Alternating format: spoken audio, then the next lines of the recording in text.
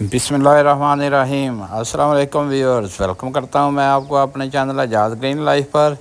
दोस्तों, ये मैंने अपने टॉप रूफ गार्डन में घिया तोरी के पौधे लगाए थे। आप देखें कितनी बड़ी बड़ी ये बेलें बन चुकी हैं और इनके ऊपर फूल और साथ ही तोरियां भी लगना शुरू हो चुकी हैं। आजकल बरसात का मौसम है, गर्मी कम होने की वजह से इस मौसम में ये बड़ी तेज़ी से ग्रो करती हैं और इनके ऊपर बहुत ज़्यादा घिया तोरियाँ भी लगती हैं।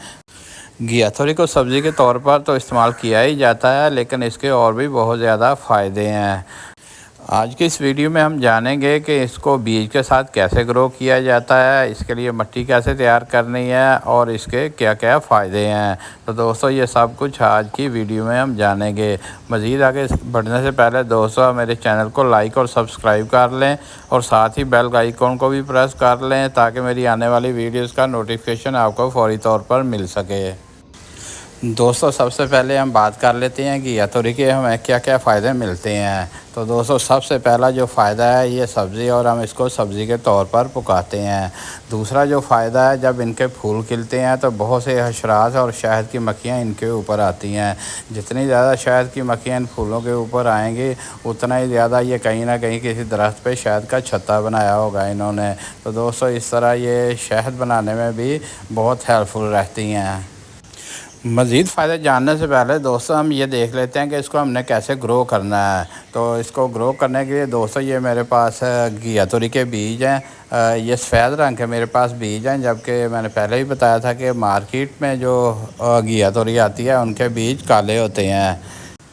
घिया तोरी को काली तोरी, राम तोरी, स्पॉन्जे गॉड और लूफा भी कहते हैं। घिया तोरी के पौधे उगाने के लिए जो मिट्टी तैयार करनी है, उसमें दोस्तों ये मैंने जो मिट्टी तैयार की है, इसमें आम गार्डन सॉइल है और बाल शामिल किया है और इसके साथ ही मैंने गोबर भी शामिल किया है। तो दोस्तों, आप गोबर की जगह कंपोस्ट या वर्मी कंपोस्ट का भी इस्तेमाल कर सकते हैं। ये देखें कितनी सॉफ्ट मिट्टी है। 40% आपने गार्डन सॉइल ले लेनी है, यानी कि आम खेत की मिट्टी, और इसमें 30% आप गोबर की खाद शामिल कर लेंगे। अगर गोबर की खाद नहीं है तो दोस्तों, आप इसमें कंपोस्ट या वर्मी कंपोस्ट शामिल कर लेंगे। इसके अलावा इसमें 30% जो है वो कैनाल सैंड यानी भल को हम शामिल कर लेंगे। अगर आप कंपोस्ट को भी शामिल करना चाहते हैं तो आप गोबर की खाद को आधा करके उतनी ही मकदार में इसमें कंपोस्ट को भी मिला सकते हैं। इस तरह दोस्तों, हमारे पास बहुत ही वेल ड्रेन्ड और सॉफ्ट जो मिट्टी है, बहुत ही नरम मिट्टी वो तैयार हो जाती है। इसमें हम घिया तोरी का बीज आसानी के साथ ग्रो कर सकते हैं और इसमें घिया तोरी के पौधे बहुत तेज़ी से ग्रो करते हैं। उनकी बेलें जो है उनकी लेंथ 20 से 25 फुट तक हो जाती है या इससे भी आगे चली जाती है। बीज लगाने से तकरीबन 2 हफ्तों के बाद हमारे घिया तोरी के बेहतरीन पौधे तैयार हो जाते हैं। तो दोस्तों, चूँकि ये बेलें हैं इसलिए इनको सहारे की ज़रूरत होती है।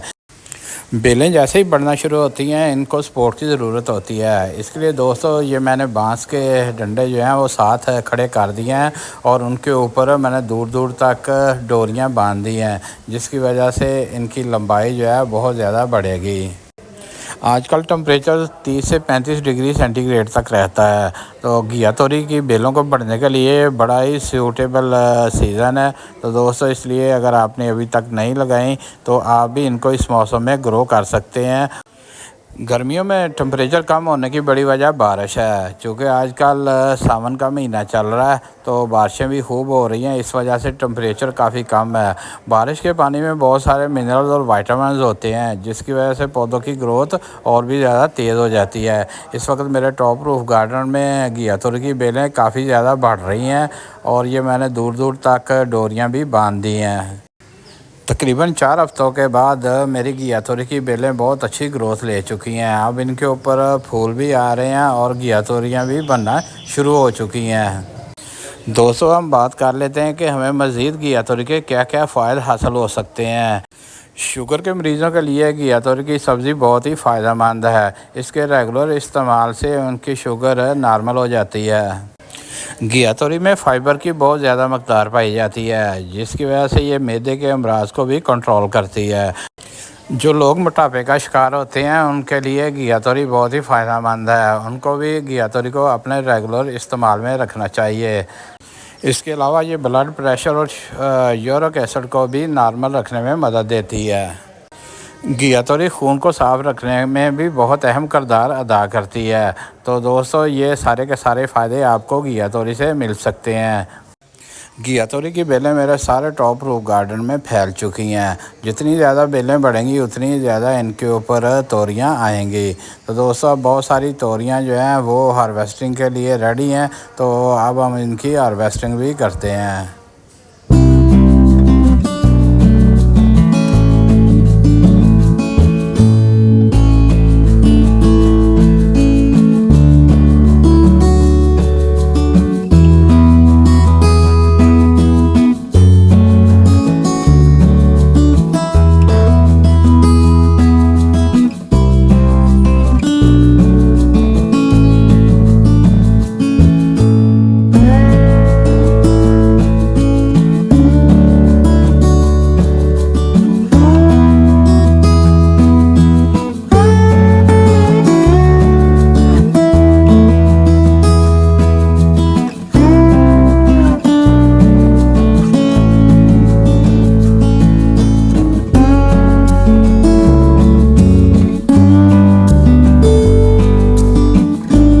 दोस्तों ये मेरे टॉप रूफ गार्डन पर घिया तोरी की पहली हार्वेस्टिंग है।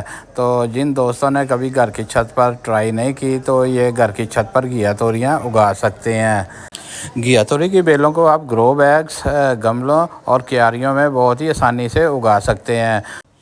उम्मीद है दोस्तों आज की वीडियो आपको पसंद आएगी। जो दोस्त मेरे चैनल पर नए हैं वह इसको लाइक और सब्सक्राइब कर लें और साथ ही बेल आइकॉन को भी प्रेस कर लें ताकि मेरी आने वाली वीडियो का नोटिफिकेशन आपको फौरी तौर पर मिल सके। मिलेंगे नेक्स्ट वीडियो में। ओके, अल्लाह हाफिज़।